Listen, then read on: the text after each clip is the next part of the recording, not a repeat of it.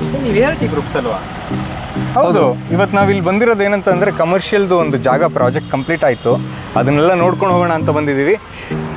ಸಂತೋಷ್, ನಿಮಗೆ ವೇರ್ ಹೌಸಲ್ಲಿ ಕನ್ನಡದಲ್ಲಿ ಏನಂತಾರೆ ಅಂತ ಗೊತ್ತಾ? ಕನ್ನಡ ಗೊತ್ತಿಲ್ಲ ಜಿ. ನಿಮಗೆ ತಿಳಿದ್ರೆ ಕಮೆಂಟ್ ಬಾಕ್ಸಲ್ಲಿ ಕಮೆಂಟ್ ಮಾಡಿ. ನಿಮ್ಮ ಹತ್ರ 1 ಎಕರೆ ಜಾಗ ಇದೆಯಾ ಅಥವಾ 1.5 ಎಕರೆ ಜಾಗ ಇದೆಯಾ? ಎಷ್ಟೇ ಜಾಗ ಇರಲಿ, ಖಾಲಿ ಇದೆ ಅಂತಂದರೆ, ಅದು ರೋಡ್ ಸೈಡ್ ಇದೆ ಅಂತಂದರೆ ಅದನ್ನು ಯಾವ ಥರ ಯುಟಿಲೈಸ್ ಮಾಡ್ಬೋದು, ಅದರಿಂದ ಯಾವ ಥರ ಆದಾಯ ಮಾಡ್ಬೋದು ಅನ್ನೋದನ್ನು ನಾವು ಇವತ್ತು ತೋರಿಸ್ಕೊಡ್ತೀವಿ. ಈ ವಿಡಿಯೋನ ಕೊನೆ ತನಕ ನೋಡಿ. ಎಲ್ರಿಗೂ ನಮಸ್ಕಾರ. ನಾನು ನಿಮ್ಮ ಜಿತೇಂದ್ರ ಮಾತಾಡ್ತಾ ಇರೋದು, ART ಗ್ರೂಪ್ಸ್ನ ಮಾಲೀಕ. ಕಳೆದ ವಿಡಿಯೋಲ್ಲಿ ನಾವು ಹೋಮ್ ಕನ್ಸ್ಟ್ರಕ್ಷನ್ ಬಗ್ಗೆ ತಿಳಿಸ್ಕೊಟ್ಟಿದ್ದೀವಿ. ಇವಾಗ ಹೊಸಕೋಟೆಯಲ್ಲಿ ಮಾಡಿರೋ ಪ್ರಾಜೆಕ್ಟ್, ಕಮರ್ಷಿಯಲ್ ಪ್ರಾಜೆಕ್ಟ್ ಬಗ್ಗೆ ತಿಳಿಸ್ಕೊಡ್ತೀವಿ. ನಮ್ಮ ಗೆಳೆಯರಾದ ಸಂತೋಷ್ ತಿಳಿಸ್ಕೊಡ್ತಾರೆ, ಬನ್ನಿ. ಎಲ್ರಿಗೂ ನಮಸ್ಕಾರ. ಬನ್ನಿ, ಇದು ಆಲ್ಮೋಸ್ಟ್ 1 ಎಕರೆ ಪ್ರಾಜೆಕ್ಟ್ ಇದು. ಈ 1 ಎಕರೆ ಪ್ರಾಜೆಕ್ಟಲ್ಲಿ ನಾವು ಯಾವ ಥರ ಯೂಟಿಲೈಸ್ ಮಾಡ್ಕೊಂಡಿದ್ದೀವಿ ಜಾಗನ ಅಂತ ತೋರಿಸ್ತೀವಿ. ಇದು ರೋಡ್ ಬರುತ್ತೆ, ಇದು ಈ ಸೈಡ್ ಬಂದ್ಬಿಟ್ಟು ಇದೆಲ್ಲ ಅಂಗಡಿಗಳ ಸಾಲು ಬರುತ್ತೆ.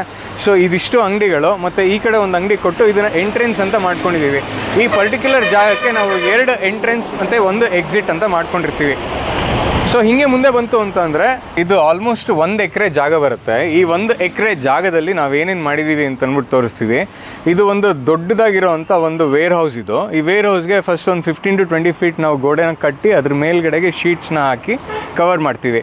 ಈ ಪರ್ಟಿಕ್ಯುಲರ್ ವೇರ್ ಹೌಸ್ಗೆ ನಾವು ಏನು ಮಾಡ್ತೀವಿ, ಒಂದು ಸೆಕ್ಯೂರಿಟಿ ಪರ್ಪಸ್ಗೋಸ್ಕರ ಕ್ಯಾಮ್ರಾಗಳನ್ನ ಇನ್ಸ್ಟಾಲ್ ಮಾಡ್ತೀವಿ. ಈ ಕ್ಯಾಮ್ರಾಗಳು ನೀವು ಇಲ್ಲೇ ಕೂತು ನೋಡಬೇಕು ಅನ್ನೋದು ಏನೂ ಇಲ್ಲ. ಇದು ನಿಮ್ಗೆ ಎಲ್ಲೇ ಈ ದೇಶದಲ್ಲಿ ನೀವು ಎಲ್ಲೇ ಇದ್ರೂ ಇಲ್ಲಿ ಏನು ನಡೀತಿದೆ ಅನ್ನೋದನ್ನು ನೋಡ್ಬೋದು. ಆ ಥರ ಇರುತ್ತೆ ಕ್ಯಾಮ್ರಾಸು. ಪ್ಲಸ್ ಹಾಗೆಯೇ ಸೋಲಾರ್ ಲೈಟ್ಸ್ ಅನ್ನೋದನ್ನು ಇನ್ಕ್ಲೂಡ್ ಮಾಡಿರ್ತೀವಿ. ಎಲ್ಲ ಕಡೆಯೂ ಸುತ್ತ 4 ಭಾಗದಲ್ಲಿ ಲೈಟ್ಸ್ ಕೊಟ್ಟಿರ್ತೀವಿ. ಪ್ಲಸ್ ಹಾಗೆ ಒಂದು ಕಾಮನ್ ಟಾಯ್ಲೆಟ್ ಅಂತಲೂ ಇರುತ್ತೆ.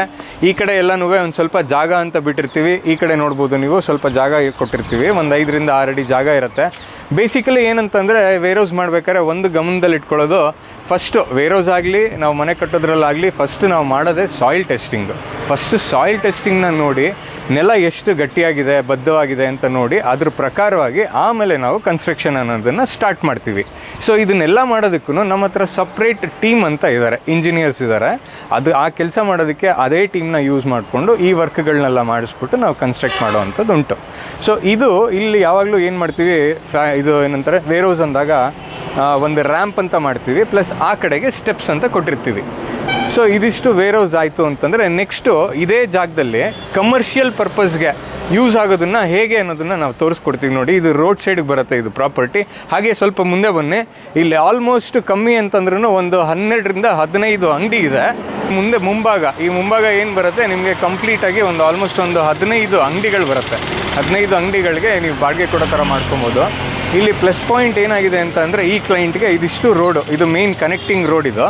ಸೊ ಹಾಗಾಗಿ ನಿಮ್ಗೆ ಈ ಕಡೆ ಅಂಗಡಿಗಳು ಇದು ಎಲ್ಲ ಬರುತ್ತೆ, ನೀಟಾಗಿರುತ್ತೆ. ನಾವು ಬರೀ ರೆಸಿಡೆನ್ಷಿಯಲ್ ಅಲ್ಲ, ಕಮರ್ಷಿಯಲ್ ಬಿಲ್ಡಿಂಗು ಕಟ್ಸ್ಕೊಡ್ತೀವಿ. ನಿಮಗೂ ಇದೇ ಥರ ಕಮರ್ಷಿಯಲ್ ಬಿಲ್ಡಿಂಗ್ ಕಟ್ಸ್ಕೊಡ್ಬೇಕು ಅಂದರೆ ದಯವಿಟ್ಟು ಆ ಸ್ಕ್ರೀನ್ ಮೇಲೆ ಬರ್ತಾ ಇರೋ ನಂಬರ್ಗೆ ಸಂಪರ್ಕಿಸಿ.